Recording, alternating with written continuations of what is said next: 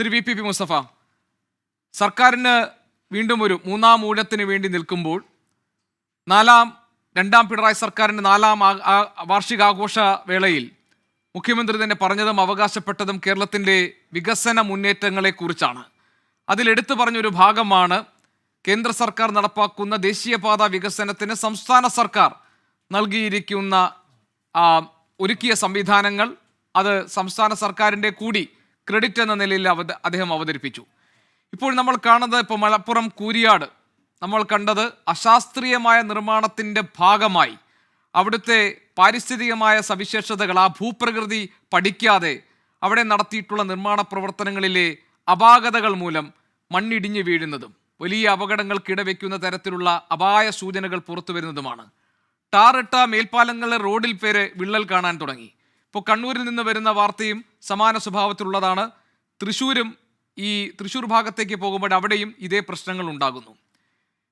സംസ്ഥാന സർക്കാരിൻ്റെ ഒരു വലിയ വികസന നേട്ടത്തിൻ്റെ ഭാഗമായി അവതരിപ്പിക്കപ്പെട്ട ദേശീയപാതയിലെ ഈ പാളിച്ചകൾക്ക് ആര് സമാധാനം പറയും?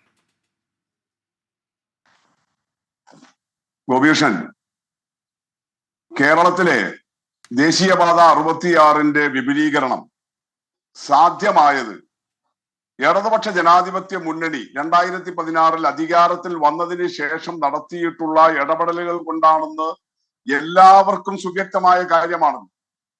ആ കാര്യം സ്വാഭാവികമായിട്ടും ഇന്ന് കേരളം ഭരിക്കുന്ന ഗവൺമെന്റ് എന്നുള്ള നിലയിൽ ഞങ്ങളുടെ അവകാശവാദം തന്നെയാണ്. 2011-16 കാലത്ത് ശ്രീ ഉമ്മൻചാണ്ടി മുഖ്യമന്ത്രിയായിരിക്കുമ്പോൾ UDF ഗവൺമെന്റിന്റെ കാലത്ത് ദേശീയപാത വികസനത്തിന് വേണ്ടിയിട്ടുള്ള ധാരാളം ചർച്ചകൾ നിരവധി തവണ നടന്നതാണ്. ആ കാലത്തല്ല അത് തുടങ്ങുന്നത്, അതിന് മുമ്പേ തുടങ്ങുന്നുണ്ട്. 2006-11 VS അച്യുതാനന്ദൻ മുഖ്യമന്ത്രി ആയിരുന്ന കാലത്തും അതിനു മുമ്പുള്ള UDF ഗവൺമെന്റിന്റെ കാലത്തുമെല്ലാം കേരളത്തിലെ ദേശീയപാത വികസനത്തിന് വേണ്ടിയിട്ടുള്ള proposal national highway authority of India മുമ്പോട്ട് വെക്കുന്നുണ്ട്. അത് കേന്ദ്രത്തിൽ UPA ഭരിക്കുന്ന കാലം തൊട്ട് വരുന്നുണ്ട്. പക്ഷെ അന്നൊന്നും കേരളത്തിൽ ഈ ദേശീയപാത വികസനത്തിന് ആവശ്യമായിട്ടുള്ള സ്ഥലം ഏറ്റെടുത്തു കൊടുക്കുന്ന കാര്യത്തിൽ ഒരു തീരുമാനം ഉണ്ടാക്കാൻ കഴിഞ്ഞില്ല. അതിന് പ്രധാനമായിട്ടുള്ള തടസ്സം ഈ വീതി എത്ര വേണം എന്നുള്ളതാണ്. നാഷണൽ ഹൈവേ അതോറിറ്റി ഓഫ് ഇന്ത്യയുടെ മാനദണ്ഡം അനുസരിച്ച് 45 മീറ്റർ വീതിയിൽ മാത്രമേ അവർ ദേശീയപാത വികസനം ഏറ്റെടുക്കുന്നുള്ളൂ.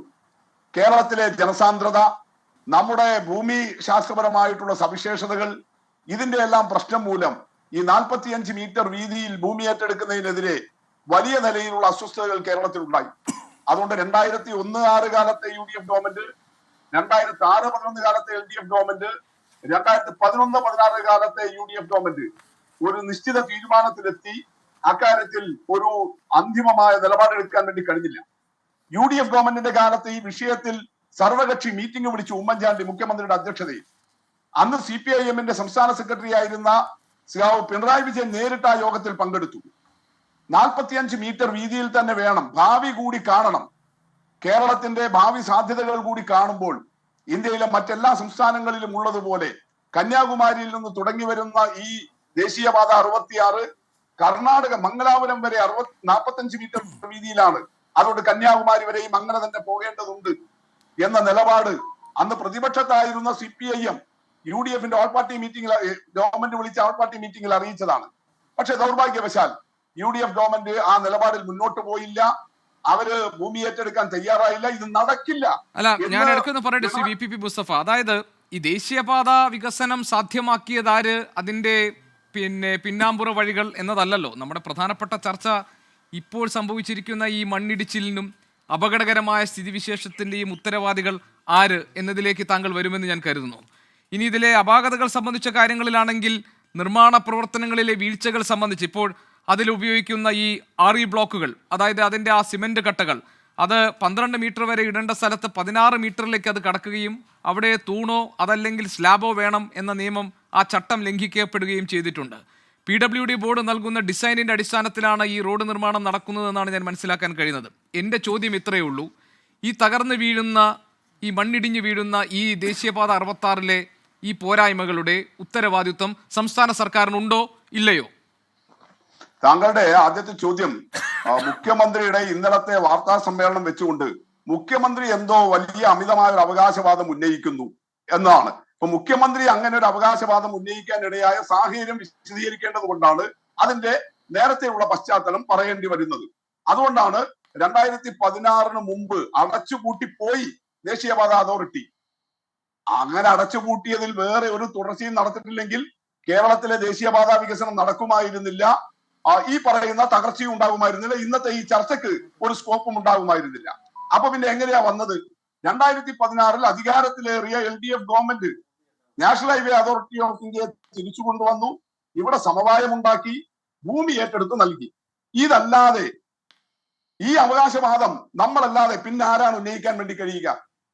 ദേശീയപാത വികസനം സാധ്യമാക്കിയത് LDF ഗവൺമെന്റിന്റെ നിലപാട് കൊണ്ടാണ്. അല്ല VPP, വീണ്ടും ആ ഭാഗം താങ്കൾ പറഞ്ഞു കഴിഞ്ഞല്ലോ. VPP, നമ്മൾ ഈ ചർച്ചയുടെ പ്രധാന ഭാഗത്ത് നിന്ന് താങ്കൾ പോയി. അതുകൊണ്ടാണ് ഞാൻ വീണ്ടും താങ്കൾ അതിലേക്ക് ഞാൻ കൊണ്ടുവരാൻ ശ്രമിക്കുന്നത്. ഞാൻ പറഞ്ഞത് താങ്കൾ ആ നേരത്തെ പറഞ്ഞ ഭാഗങ്ങളെ റദ്ദ് ചെയ്യുന്നതല്ല. ഞാൻ പറയുന്നത് ഇപ്പോൾ ഈ പ്രശ്നത്തിന് സംസ്ഥാന സർക്കാരിന് എന്തെങ്കിലും ഉത്തരവാദിത്വമുണ്ടോ ഇല്ലയോ എന്നതാണ്. ആ പോയിന്റിലേക്ക് താങ്കൾ വരുമോ ദയവായി? തീർച്ചയായിട്ടും ഇനി അതാണ് വരാൻ കഴിയുക. അപ്പൊ താങ്കള് നേരത്തെ മുഖ്യമന്ത്രി ഒരു അവകാശവാദം ഉന്നയിക്കുന്നു എന്ന് പറഞ്ഞപ്പോഴുള്ള കാര്യമാണ് ഞാൻ പറഞ്ഞത്. അപ്പൊ മുഖ്യമന്ത്രി ഉന്നയിച്ച അവകാശവാദം ഈ പറഞ്ഞ വികസനം സാധ്യമാക്കിയത് ഇടതുപക്ഷമാണ്. 2, നിർമ്മാണത്തിലെ അപാകത. അവിടെ എവിടെയാണ് കേരളത്തിലെ പബ്ലിക് വർക്ക്സ് ഡിപ്പാർട്ട്മെന്റിന്, പൊതുമരാമത്ത് വകുപ്പിന് ചുമതലയുള്ളത്? അതിന്റെ ഡിസൈൻ തയ്യാറാക്കുന്നതിൽ അവരുണ്ടോ? ഏതെങ്കിലും PWD എഞ്ചിനീയർ, അതിന്റെ ഒരു ഓവർസിയർ, അതിന്റെ ഒരു സബ് എഞ്ചിനീയർ എവിടെയെങ്കിലും ഇതിൽ പങ്കാളിത്തം വഹിക്കുന്നുണ്ടോ? ഇതിന്റെ സൂപ്പർവിഷൻ, ഈ നിർമ്മാണ പ്രക്രിയയുടെ സൂപ്പർവിഷൻ കേരളത്തിലെ പൊതുമരാമത്ത് വകുപ്പ് ഉദ്യോഗസ്ഥർക്ക് അതിൽ റോൾ ഉണ്ടോ? ഇതിന്റെ കരാർ നൽകുന്നത്, ടെൻഡർ വിളിച്ച് കമ്പനികളെ തെരഞ്ഞെടുത്ത്, നിർമ്മാണ കമ്പനികളെ തെരഞ്ഞെടുത്ത് കരാർ നൽകുന്നത് കേരളത്തിലെ പൊതുമരാമത്ത് വകുപ്പിനോ കേരളത്തിലെ ഏതെങ്കിലും സർക്കാർ ഏജൻസികൾക്കോ അതിൽ റോൾ ഉണ്ടോ? ഇതിന്റെ നിർമ്മാണം, അതിന്റെ എല്ലാ സ്റ്റെപ്പുകളും ആരുടെ ചുമതലയിലാണ് നടക്കുന്നത്? അപ്പൊ നിർമ്മാണത്തിലെ അപാകതയാണ് ഉണ്ടായിരിക്കുന്നത്. നിർമ്മാണത്തിലെ അപാകതയ്ക്ക് ആരാണോ ആ ചുമതല നിർവഹിക്കുന്നത് അവരല്ലേ ഉത്തരവാദിയാവുക? അത് നാഷണൽ ഹൈവേ അതോറിറ്റി ഓഫ് ഇന്ത്യയാണ്. അതിന്റെ ഡിസൈൻ തയ്യാറാക്കുന്നത് തൊട്ട് അതിന്റെ മെയിൻ്റനൻസ് വരെയുള്ള എല്ലാ കാര്യങ്ങളും national highway authority of India. അതുകൊണ്ടാണ് നാഷണൽ ഹൈവേ അതോറിറ്റിക്കാണ് ഈ നിർമ്മാണത്തിലുണ്ടായ അപാകതയുടെ ഉത്തരവാദിത്വം വരുന്നത്. ആ കാര്യമാണ് എല്ലാവരും കക്ഷി രാഷ്ട്രീയ ഭേദമന്യേ ഇന്നലെയും ഇന്നുമായിട്ട് കേരളത്തിലെ ജനപ്രതിനിധികളും സർക്കാരിന്റെ ആളുകളും എല്ലാം ഒരു ഒറ്റ മിനിറ്റ് ശ്രീ VPP, അതായത് ഈ പാതയുടെ ഉയരം, അതിന്റെ അലൈൻമെന്റ്, അതെങ്ങനെ പോകണം എന്ന കാര്യങ്ങളിലൊക്കെയുള്ള ഒരു നിയന്ത്രണം ഈ താങ്കൾ പറഞ്ഞതുപോലെ നാഷണൽ ഹൈവേ അതോറിറ്റി ഓഫ് ഇന്ത്യക്ക് ഉണ്ടെങ്കിലും പാതയുടെ നിർമ്മാണം സംബന്ധിച്ച കാര്യങ്ങളിൽ, അതായത് ആ നിർമ്മാണത്തിന് വേണ്ടി ഏതൊക്കെ വസ്തുക്കൾ ഉപയോഗിക്കണം, എങ്ങനെയാണ് നിർമ്മാണം നടത്തേണ്ടത്, അവിടുത്തെ ഭൂപ്രകൃതിയുടെ സവിശേഷതകൾ മനസ്സിലാക്കി കൃത്യമായി ഈ ചട്ടങ്ങൾ പാലിച്ചാണോ ഇത് നടപ്പാക്കുന്നത് എന്നതിൻ്റെ ഒക്കെ ഉത്തരവാദിത്വം ദേശീയപാത അതോറിറ്റിക്ക് തന്നെയാണോ? അങ്ങനെയാണോ താങ്കൾ പറഞ്ഞത്? NHAIക്കാണോ? അതോ PWD ബോർഡ് നൽകുന്ന ഡിസൈനിന്റെ അടിസ്ഥാനത്തിലാണോ ഈ നിർമ്മാണങ്ങൾ നടക്കുന്നത്? കരാറുകാരുടെയും അല്ലെങ്കിൽ നിർമ്മാണ കമ്പനിയുടെയും മാത്രം ഉത്തരവാദിത്തത്തിലാണോ ഈ കാര്യങ്ങൾ നടക്കുന്നത്? അതിലാണ് എനിക്ക് താങ്കളുടെ അഭിപ്രായം അറിയേണ്ടത്. അത് കഴിഞ്ഞാൽ ഉടനെ ഞാൻ മറ്റതിഥികളിലേക്ക് പോകും. തീർച്ചയായിട്ടും അതെല്ലാം നാഷണൽ ഹൈവേ അതോറിറ്റി ഓഫ് ഇന്ത്യയുടെ ചുമതലയിലാണ്. അതിനുള്ള ഷെഡ്യൂൾ പോലെ ഇപ്പൊ കേരളത്തിലെ ഗോപീഷൻ മനസ്സിലാക്കേണ്ടത്, കേരളത്തിൽ PWD തയ്യാറാക്കുന്ന എസ്റ്റിമേറ്റുകളുണ്ട്, ഡിസൈനുകളുണ്ട്. ആ എസ്റ്റിമേറ്റുകൾക്ക് പോലും ആധാരമാക്കുന്നത് ഡൽഹി സംസ്ഥാനത്തുള്ള ഷെഡ്യൂളുകളാണ്. 2020 എപ്പോഴും അത് തന്നെയാണ്. നേരത്തെ 2018 ആയിരുന്നു. കഴിഞ്ഞ വർഷം ഈ നിർമ്മാണ സാമഗ്രികളുടെ വിലക്കയറ്റം പരിഗണിച്ചിട്ട് 2018 ഷെഡ്യൂൾ റേറ്റ് അനുസരിച്ചിട്ടാണ് ചെയ്യുന്നത്. അത് ഡൽഹിയുടേതാണ്. അതാണ് കേരളത്തിലെ PWD പോലും ചെയ്തിരിക്കുന്നത്. അല്ലാതെ നമ്മളൊരു ഷെഡ്യൂൾ ഉണ്ടാക്കിയിട്ട് അങ്ങോട്ട് കൊടുക്കുകയല്ല. കേരളത്തിലെ PWDയുടെ എസ്റ്റിമേറ്റുകൾ തയ്യാറാക്കാൻ പോലും ഉപയോഗിക്കുന്നത് നമ്മൾ ആ ഡൽഹി ഷെഡ്യൂളാണ്. അത് വെച്ചുകൊണ്ടാണ് പോകുന്നത്. ഇവിടെ നമ്മുടെ ലോക്കൽ ഷെഡ്യൂൾ വെച്ചിട്ട് തയ്യാറാക്കുന്നത് തദ്ദേശ സ്വയംഭരണ സ്ഥാപനങ്ങളുടെ നിർമ്മാണ പ്രവൃത്തികളുടെ എസ്റ്റിമേറ്റ് മാത്രമാണ്. അത് നമ്മുടെ ലോക്കൽ ഷെഡ്യൂൾ ഓഫ് റേറ്റ് വെച്ചിട്ടാണ് കേരളത്തിൽ LSTDയുടെ തയ്യാറാക്കുന്നത്. കേരളത്തിലെ PWDയുടെ ഈ റോഡ് ഉൾപ്പെടെയുള്ളതിന്റെ ഷെഡ്യൂൾ എന്ന് പറയുന്നത് ഡൽഹിയുടേതാണ്. അത് സ്വീകരിക്കുന്നതിന് കാരണം ദേശീയ തലത്തിലുള്ള ഏജൻസികളെല്ലാം NHAI ഉൾപ്പെടെ ഇതാണ് സ്വീകരിക്കുന്നത് എന്നുള്ളത് കൊണ്ടാണ് നമ്മളും അത് സ്വീകരിക്കുന്നത്. ആ നിലയിലാണ് പോകുന്നത്. അതുകൊണ്ട് ഒരു തർക്കവും സംശയവും അക്കാര്യത്തിൽ വേണ്ട. താങ്കൾ പറയുന്നത്, താങ്കൾ ഇപ്പൊ ഒരു PWD ബോർഡ് എന്ന് പറഞ്ഞു. അങ്ങനെ ഒരു സംവിധാനം തന്നെ നമുക്കില്ലല്ലോ. Public works ഡിപ്പാർട്ട്മെന്റേ നമുക്കുള്ളൂ. അതിന് പുറത്തൊരു ബോർഡ് എന്ന് പറയുന്ന സംഗതി നമുക്കില്ല. പിന്നെ ചെയ്യുന്നത് എന്താ? ഈ നിർമ്മാണ പ്രവർത്തികൾ സമയബന്ധിതമായി പൂർത്തീകരിക്കുന്നതിന് വേണ്ടിയിട്ടുള്ള അവലോകന യോഗം അത് ബഹുമാനപ്പെട്ട മുഖ്യമന്ത്രിയുടെ നേതൃത്വത്തിൽ നടത്തുന്നുണ്ട്. പൊതുമരാമത്ത് വകുപ്പ് മന്ത്രിയുടെ നേതൃത്വം നടത്തുന്നുണ്ട്. അതിന് പങ്കെടുക്കുന്നത് ആരാ? അതത് ജില്ലയിലെ കളക്ടർമാർ, അതുപോലെ നാഷണൽ ഹൈവേ അതോറിറ്റി ഓഫ് ഇന്ത്യയുടെ കേരളത്തിലെ പ്രൊജക്ടിലെ ഉദ്യോഗസ്ഥന്മാരാണ്, നിർമ്മാണ കമ്പനിയുടെ ഉദ്യോഗസ്ഥന്മാരാണ്. അങ്ങനെയാണ് നടത്തുന്നത്. അല്ലാതെ PWDയുടെ ഉദ്യോഗസ്ഥരെ വെച്ചിട്ടല്ല ഈ നാഷണൽ ഹൈവേ NH 66. ശരി, ഞാൻ